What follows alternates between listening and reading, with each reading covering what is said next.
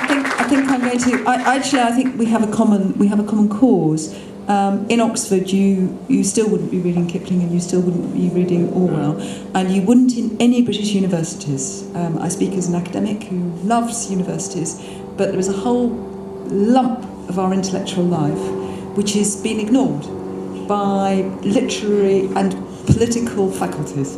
So we need a common cause, which is putting the sense back into academic curriculums around things that matter. I think what I'd like to do is take some questions, and then we'll come back for a very brief whatever. Any questions to anybody about? I'd like to take 3 or 4 questions in a go, so I can get 1, 2, 3, 4. Okay, 1, 2, 3, 4. Can you say 5? Where's the first one? It's already Mike. Can you just say who you are and be quite quick? Can you hear me? Oh, right. Yes. My name's Darryl Ince. I'm just going to make a statement which somebody you could respond to. One of the interesting things about Orwell as a journalist was the fact that he based his writing on what he saw, what he heard, and what he experienced, whether it was in Burma, whether it was in Catalonia, or whether it was wandering around near Wigan, etc. And I think his importance for today is the fact that in an age where we have very, very few conscientious journalists, very, very few honest journalists, that he shines out as somebody who does both these things. He shows that you don't have to listen to PR, you don't have to listen to spin, you don't have to have an ideological basis. All you have to do in your journalism is listen, read, talk, experience, and then make your mind up. So vote for Orwell. My name's David Loyne.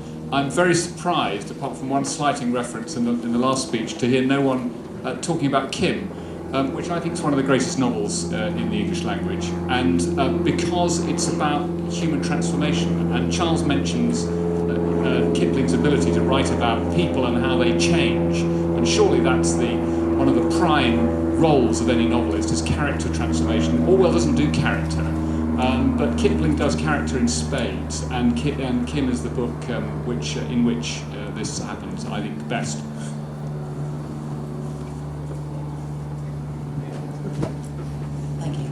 Hello, my name's Anna Chen, and this is mainly for Charles. I thought it was quite interesting that you're describing Kipling as masculine and pugnacious and quite virile. It's very quite punchy, he's ready for the fight, whereas Orwell is a bedwetting, damaged soul.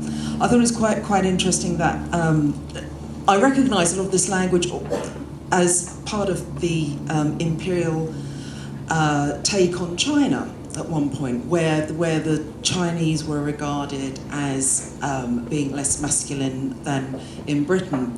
And Andrew, you say that there's a reassessment now, that he's on the up. Do you think this has anything to do with what's happening politically in the world, which is obviously we are, what are we, the 4th or 5th or 6th wealthiest nation now, and slipping down the charts, and nations like China's going up. So is there a link? Is this a grasping at straws for the masculinity and the virility of somebody like Kipling over Orwell, who after all does make us think more and doesn't seduce us with that language that Zara talked about? There was somebody.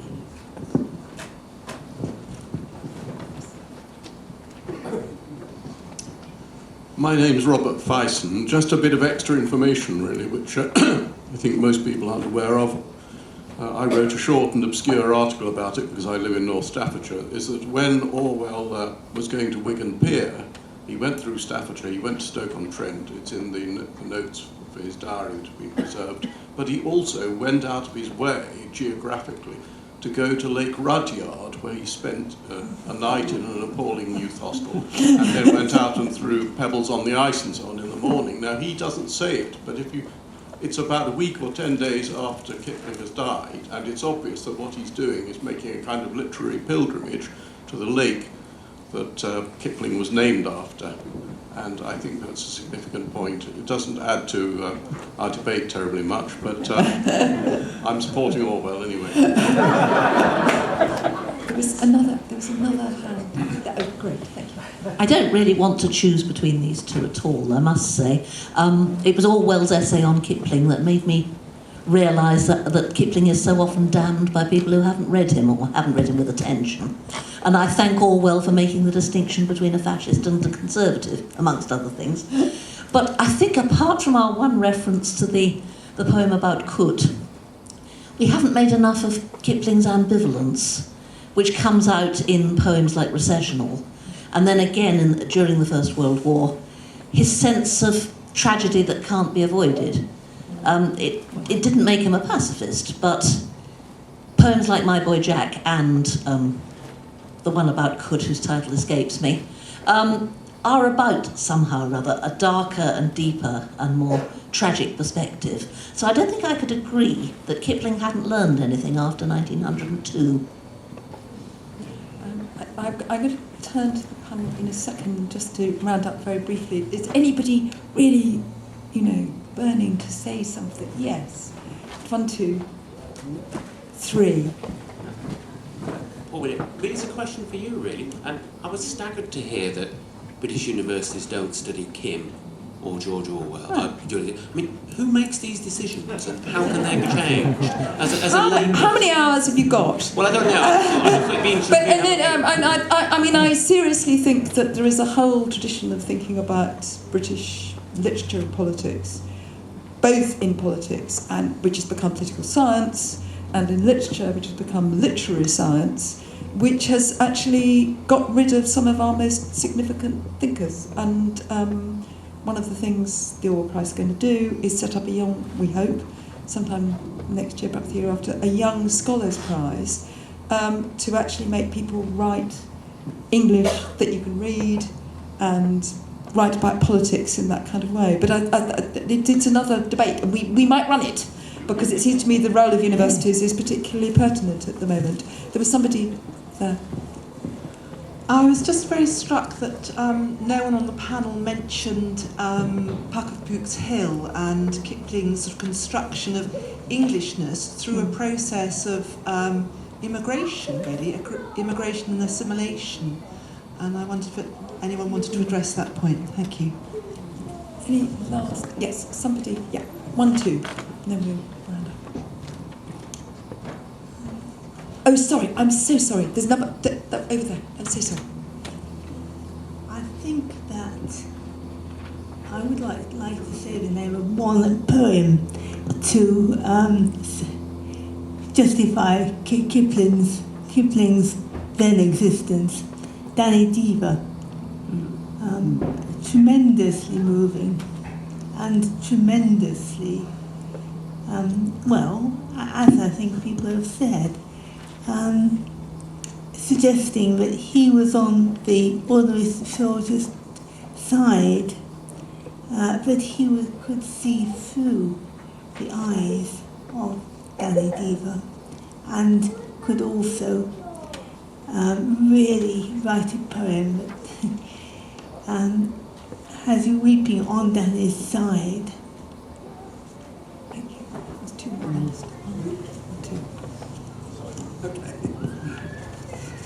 2. My name's Peter Nichols and I'm a playwright, and I have to drop a few names to make this point. None of you have mentioned George Orwell the dandy, and I think you're probably pretty surprised that I should say so. But in the 70s I was commissioned by Sonia Orwell and the National Theatre to do a collection of Orwell into a programme. The National wanted to take a show on tour. The RSC had thrown the Royal Throne, readings from history, and so Ken Tyner knew that I was a passionate fan of Orwell, and said, would you do us a piece of stuff for 4 actors to do Orwell, which I did, not using a word of my own, only using Orwell stuff and making it into a kind of biography. And I started it by saying that the only bit I did write was Orwell enters. He wears a Viola shirt and a woolen tie. Well, this was clearly taken from the photograph. A lot of you will know which shows him in that gear.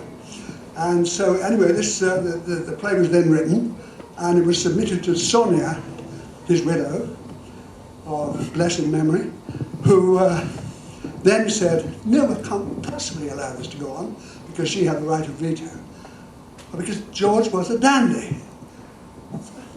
I leave it at that. There's regrets of the two writers, and others have been comparing and contrasting their politics. Now, for most people who put themselves, on the liberal or left side of politics, obviously Orwell is somebody who would be politically incorrect not to prefer to Kipling. But can I suggest a third criterion, or a sub-criterion of the political one, which is which of the two is most critical of his own political assumptions? Now, you can make out a case for Kipling, but I would say that it's less explicit, and if you can make it out at all. People have talked about his ambivalence, but of course ambivalence is semi-conscious. It's not the same as an explicit critique. And people have talked about his sympathy for the underdog, but as has been mentioned, it's the underdog within the British ruling stratum. It's the ordinary Tommy. And although he does write with great empathy about some Indians, it's definitely from, I would say, a paternalistic point of view, even if it's an unusually empathic point of view, whereas Orwell can be quite scathing and excruciatingly withering in his criticism of the assumptions not only of other sections of the left than his own, but of his own as well as being very perceptive about the strong points of his political opponents. As he says, something is not necessarily false because it's written in the Daily Telegraph.